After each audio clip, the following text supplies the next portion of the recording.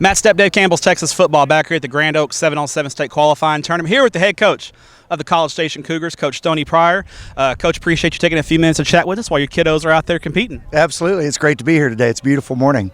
Yeah, we can keep that breeze going through, maybe get the sun behind the clouds a little bit. We'll be all right? I'll see if we can dial that up for you, right? Absolutely. It's nice. All right, Coach, first off, I want to look back at 2022 a little bit. Your first year as a head coach, and you guys, you have some adversity early in the year. Your best player returning, Marquise Collins, goes down with an injury.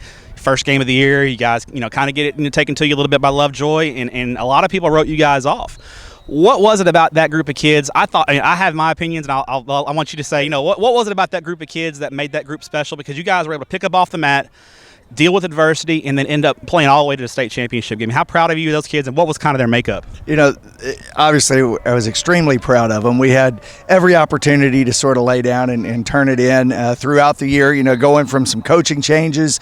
Obviously, Marquise getting hurt, and he's a fantastic player, so losing him in the scrimmage was really a challenge. We had some questions early on with some key positions and quarterback and how things were going to play out, but our kids really fought together. They banded together, and really they adopted what we called our 1-0 mentality. And that 1-0 was whether it was a particular game, like in this game we need to go 1-0. It doesn't matter what happened before, it doesn't matter what's ahead. Let's go 1-0 tonight. But also even more specifically on a play, on a series, like whatever's happened in the rest of the game, let's go 1-0 on this series. Let's see if we can score. Let's see if we can keep them out of the end zone. And we stacked those up and ended up in Dallas.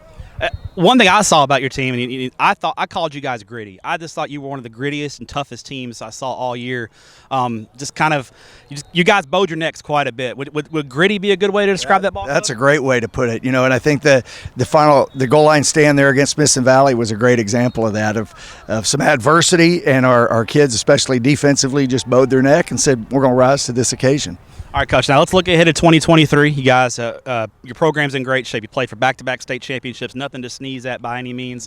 And this year, you got a little experience back, especially on the offensive side of the ball. When you look at your ball club in 2023 and take stock of your team, what are the strengths going to be, and what are some areas maybe where, I don't want to call them weaknesses, but areas where you still got some guys in pencil, and so those are spots that young guys can mature and grab this summer? Sure, absolutely. So on the offensive side of things, we've got returners at all the skill positions, and so that's obviously something we'll lean heavily on.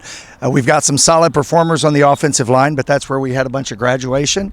So we've got some turnover there, and just learning how to work together and work within the skill set of those guys up front, because really offensively they're really underrated, but the offensive line is the key to the whole thing, the run game or the pass game. You never have too many guys in the trenches, right? Never. They're key. On the defensive side of things, we have a lot of returners up front. Our linebacker core is solid, but we did have some graduation there. And then really in the shell or the defensive back, that's where we've got some turnover, some graduation, and Tony Hamilton will do a great job again back there, but we need to make sure that we're solid and get those guys up to the varsity level of play.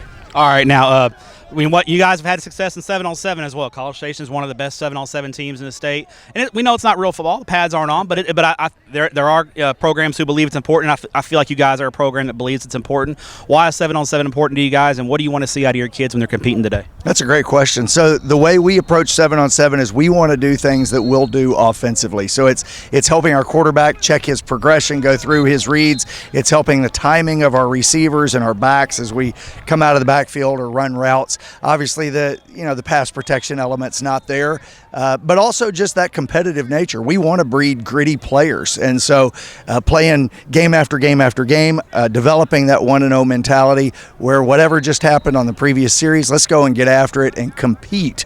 So I think that competing together as a unit to represent our brand, to play for our brand, the College Station Cougars, is a great opportunity for our kids. All right, final question for you, Coach. Now, we spend a lot of time in College Station, the state 7-on-7 tournaments in College Station.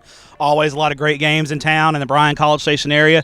Dave Campbell's crew is in town quite a bit. So when we come to town, what's your go-to spot to eat when we get to College Station for 7-on-7 this year? Where do we need to grab a bite to eat, and what's your special at that place? That's a great question. Cooper's Barbecue is a fantastic place to go, and I love Cooper's. I love barbecue.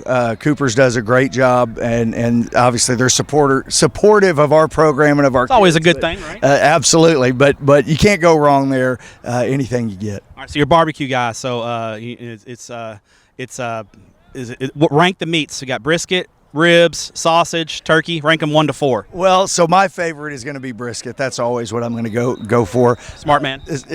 And ribs be a close second. I'm not really a spicy sausage guy, but so I don't tend to go to the sausage route as often. But brisket and ribs are awesome for me. I'm always all in. Well, Coach, we'll let you get back to watching your kiddos compete. We appreciate what you do for student athletes in the state of Texas, and good luck in 2023. I appreciate it. Great talking to you this morning.